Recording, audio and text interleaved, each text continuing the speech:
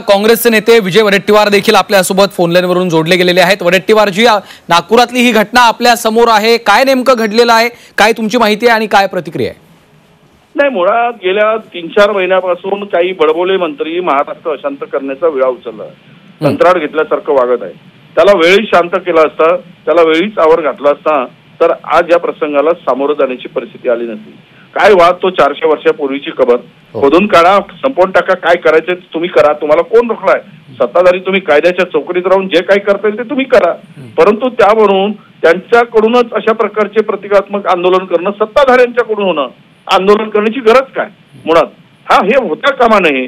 आणि त्यातून जर अशा प्रकारची परिस्थिती निर्माण होत असेल तर याला जबाबदार कोणाला धरायचा? खरं तर नागपूर हा सर्व बघा, नागपूर दीक्षाभूमी, नागपुरामध्ये संघाचं मुख्यालय, नागपूरमध्ये ताजुद्दीन बाबांचं वास्तव असलेलं सर्वांचे धर्मांचे लोक त्या ठिकाणी दर्शन करतात किंवा त्यांना मानतात। या इतकं शांत शहर, सर्वांना घेऊन चालणारं शहर, मुख्यमंत्र्यांचं होम टाऊन, अशा ठिकाणी अशी घटना घडणं, अशांतता निर्माण होणं म्हणजेच उद्या महाराष्ट्र पूर्णतः महाराष्ट्र तणावात जाईल अशी परिस्थिती इथून सुरुवात होईल। कारण याला वेळीच आवर घातला नाही, सत्ताधाऱ्यांनी जर थांबवलं नाही आणि सर्वच लोकांनी आज जे केलं गेलं ते म्हणतील की कारवाई करणार, आम्ही यांच्यावर कारवाई करू, त्यांच्यावर अरे मूळ कुणाशी आहे ते शोधा, कोणी धर्माचा असू दे, कुठल्या जातीचा असू दे, किती मोठा असू दे, तो कारवाई झाली पाहिजे, याच्या मुळाशी गेलं पाहिजे। कुठून तणाव झाला, कोणी पेटवलं, कोणी जाळपोळ केली, कोणी दगडफेकीला सुरुवात केली, कोणी वातावरण अशांत केलं, याची सुरुवात होण्याची याच्या मुळाशी जाऊन त्याला कुठल्याही परिस्थितीत सोडता कामा नये।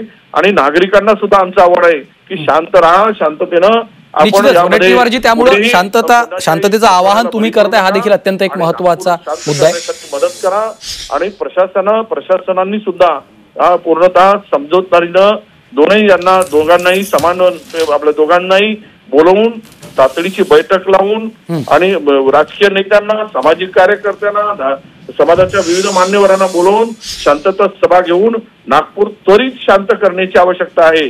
आणि तो नंतर मग आपण काय कारवाई करायची तो नंतरचा विषय होईल, त्याच्या तळाशी जाऊन चौकशी होईल। पण तो आज मात्र ही झालेली परिस्थिती कशी शांत करता येईल यासाठी जनतेने सहकार्य करावं, अशी आमची जनतेला आणि सर्व समाजाच्या लोकांना आव्हान आहे। निश्चितच विजय वडेट्टीवारजी, धन्यवाद आपल्या या सविस्तर प्रतिक्रियेसाठी।